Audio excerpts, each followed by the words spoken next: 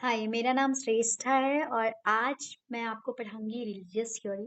पर इससे पहले मैं आपसे सबसे पहले सॉरी कहना चाहती हूँ कि 2 दिन से मैं वीडियोज़ अपलोड नहीं कर पा रही थी, कुछ इश्यूज़ की वजह से। तो मैं अब आपको कंटिन्यूअसली पढ़ाऊँगी और आज भी जो मैं थ्योरी पढ़ा रही हूँ, वो बहुत इम्पोर्टेंट है आपके एग्ज़ाम के लिए। और हाँ, अगर आप एमबीए और बीबीए के भी स्टूडेंट हैं, तो आपके लिए ये थ्योरी इक्वली इम्पोर्टेंट है क्योंकि ये आपके एग्ज़ाम में भी पूछी जाती है। तो जैसे कि रिलीजियस थ्योरी है, ठीक है? तो रिलीजियस थ्योरी अब आपको रिलीजन से चीजें समझ में आ रही होंगी थोड़ी थोड़ी। ठीक है, इससे पहले मैं स्टेटमेंट बताऊं आपको, इसकी मीनिंग बताऊं सिंपल। इस थ्योरी का मैं लेमन टर्म में बताती हूँ। थ्योरी के जैसे हम कहते हैं ना, कर्म, यही कर्म का फल भुगतना पड़ता है। जो भी आप कर्म करेंगे, आपको फल भुगतना पड़ेगा यही।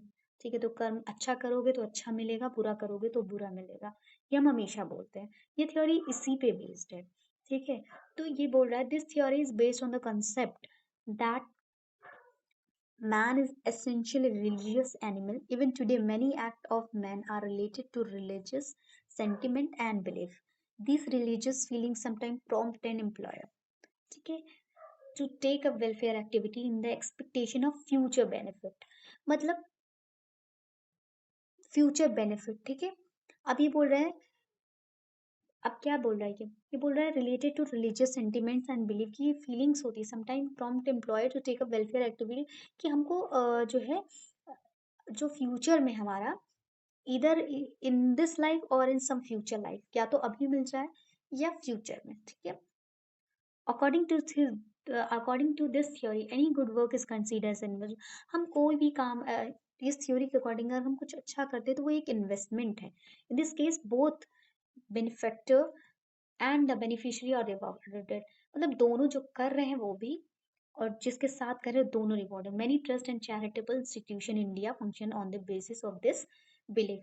मोस्टली आप देखोगे, मोस्टली लोग इसी इसी बिलीफ पे ही काम करते हैं कि हमें अच्छा करना है, हमें जो है अच्छा रिलेशन रखना है, अच्छा एम्प्लॉयज के साथ अच्छा करना है। ठीक है, ताकि हमें अच्छा अच्छा मिले। अब अगर हम कंपनी में अगर हम कंपनी में अच्छा इन्वेस्टमेंट नहीं करेंगे, एम्प्लॉयज का ख्याल नहीं रखेंगे, उनके साथ अच्छा बिहेव नहीं करेंगे, ठीक है, तो हमें बदले में क्या मिलेगा? और ऑब्वियसली अगर एम्प्लॉयज खुश नहीं, किसी भी कंपनी के अगर वर्कर्स ही खुश नहीं है, वर्कर खुश नहीं है, तो क्या होगा? ऑब्वियसली जो प्रोडक्टिविटी है वो स्लो डाउन हो जाएगी। ठीक है, लोग आपकी कंपनी को पसंद नहीं करेंगे, वहां से क्विट करने की सोचेंगे और कर भी देंगे। आज का समय जो है मैं बताऊं, तो वहां पे लोग क्विट कर देते हैं तुरंत, उनको दूसरा ऑप्शन अवेलेबल होता है। इससे आपका क्या होगा? आपकी इमेज खराब हो जाएगी।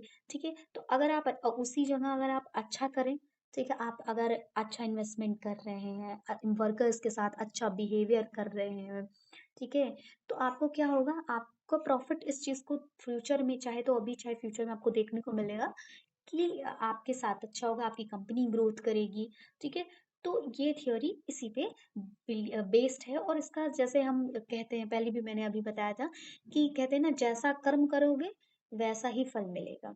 ठीक है, तो ये थ्योरी इसी पे बेस होती है। और आज मैं 2 वीडियो अपलोड करूंगी। अभी मैंने ये किया है, उसके बाद मैं अभी दूसरा वीडियो भी बनाऊंगी। अगले थ्योरी हम पढ़ेंगे जो आपके एग्जाम में आती है, और ये आपके एग्जाम में बहुत बार पूछा गया है, आगे भी बहुत ज्यादा चांसेस है। और ये भी जैसे मैं बता देती हूँ क्वेश्चन कैसे आएगा। इस थ्योरी की भी अगर मैं बात करूँ तो क्वेश्चन ऐसे ही आने वाला है, मैच द कॉलम से आने वाला है।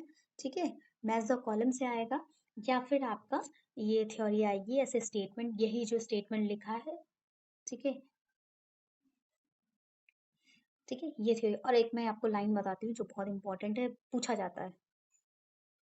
ये लाइन लिखी होती है आपकी, ये लाइन, यही आपका कीवर्ड है। एक सेकेंड, ये आपका कीवर्ड है।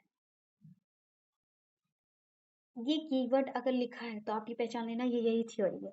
और इस इजी है, अगर आप थ्योरी भी देखें, आप एक लाइन पढ़ेंगे तो आपको समझ में आ जाएगा। ठीक है, ये लाइन जो ये पर्टिकुलर ये लाइन लिखी है ना, ये लाइन कई बार एग्जाम में आई है। जाके एग्जाम, सॉरी, एग्जाम में आप जाके उस चीज को आप देखेंगे भी पेपर में, और पीवाई की उसकी बुक उठाइए, उसमें देखिए कई बार ये लाइन, और ये जो मैंने अभी आपको ये मार्क करके दिया है, ये लाइन आपको कई बार देखने को मिली है और आगे भी मिल सकती है। तो ये बहुत इंपॉर्टेंट थ्योरी है। जितनी भी चीज़ें मैं पढ़ा रही हूँ वो इम्पोर्टेंट ही है, मैं इम्पोर्टेंट इम्पोर्टेंट चीज़ें ही पढ़ा रही हूँ जो आपके एग्जाम में आ सकती है। चाहे तो वो यूजीसी नेट का पेपर हो या फिर आपका पीएसयू का भी पेपर हो जो अभी होने वाला है। कई पेपर होने वाले हैं, आरएफसीएल का होने वाला है, ठीक है। ऐसे कई पीएसयूज के एग्जाम अभी होने वाले हैं, तो उसके लिए आपकी ये बहुत इंपॉर्टेंट थ्योरी है, आप इसे प्लीज स्किप मत करना। और अभी अगला जो थ्योरी का वीडियो इसी में बनाऊंगी तो वीडियो लंबी हो जाएगी। मैं भी नेक्स्ट वीडियो आज ही अपलोड, दोनों वीडियो थ्योरी की अपलोड कर दूंगी। अभी मैं एक कर रही हूँ, दूसरा भी मैं कर दूंगी, ठीक है। तो आप हंसते रहिए, मुस्कुराते रहिए, पढ़ते रहिए और अपना ख्याल रखिए।